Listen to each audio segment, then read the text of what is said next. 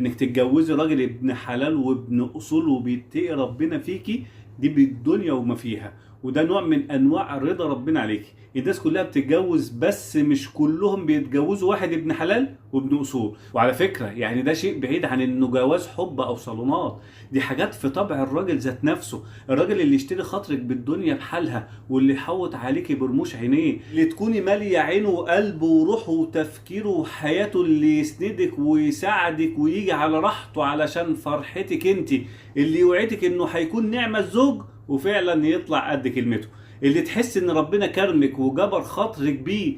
الدين عنده انه يسعدك بما يرضي الله ويحتويكي ويحافظ عليكي وما يخليكيش تحتاجي لحد، ويبقى هو دنيتك ورزقك في الدنيا.